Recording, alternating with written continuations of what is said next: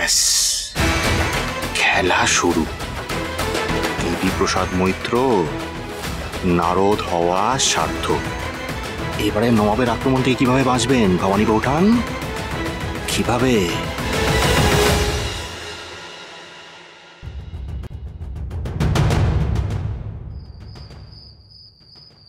দেওয়ান মশাই, দয়া করে রাজরানীকে খবর দিন। কেন, কি হয়েছে? সাংঘাতিক ঘটনা ঘটে গেছে। পাইক, দাসীরা, রাজরানীকে খবর দাও, তাকে এক্ষুনি এখানে আসতে বলো। রানীমা। হ্যাঁ এসো, বলো। আপনাকে দেওয়ান মশাই ডাকছেন। আচ্ছা মা, আমি এক্ষুনি আসছি। হ্যাঁ, এক্ষুনি আসছি। রাজকুমারীর সাথে থেকো।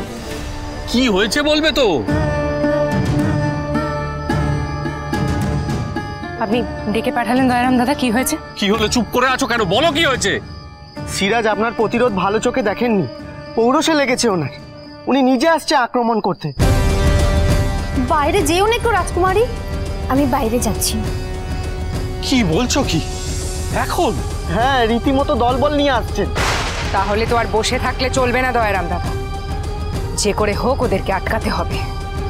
আর ওই নবাব সিরাজ যদি মনে করেছেন যে ওনার লালসার কাছে মাথা না নোয়ালে উনি আক্রমণ করে জোর দেখিয়ে রানী ভবানীকে দমাবেন, তাহলে উনি খুব ভুল মনে করেছেন।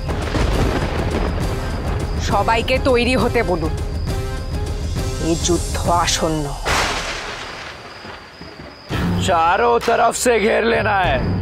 थोड़ा सोच लीजिए नवाब, এভাবে আক্রমণ করাটা নাটক তো আমাদেরই অধীনস্থ। অধীনস্থ হয়ে আমার শাসন মেনেছে রানী ভবানী, আমাকে ধমকি দিয়েছে। उसकी इतनी बड़ी जरूरत,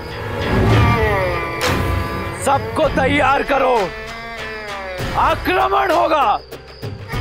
সেভাবে ছক সাজাও। মোহনলাল, আগে নবাব নিজে যখন আদেশ করেছেন, তখন আমি আদেশ অমান্য করার কি? আপনি যা চাইছেন তাই হবে। যাও, তৈরি করো।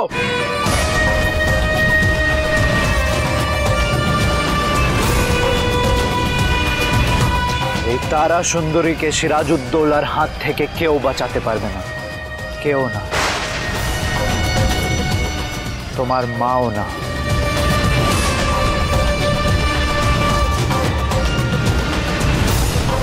পাইক সর্দার, সমস্ত পাইকদের প্রস্তুত হতে বলো, অস্ত্র তুলে নাও। নবাব সিরাজের বাহিনী যেন কোনোভাবেই আমাদের ছাউনির কাছে আসতে না পারে, ওই গাছের কাছেই তাকে আটকে রাখতে হবে। সবাই তৈরি হও, জোট বাঁধো। হে মহাদেব, হে গেছো বাবা, এ কি বিপত্তি শুরু হলো?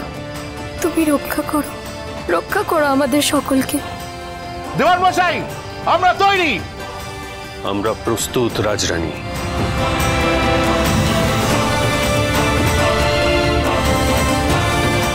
জয় মা ভবানী! জয় মা ভবানী! রাজরাজেশ্বরী রানী ভবানী, সোম থেকে রবি প্রতিদিন বিকেল 5টায় স্টার জলসায়।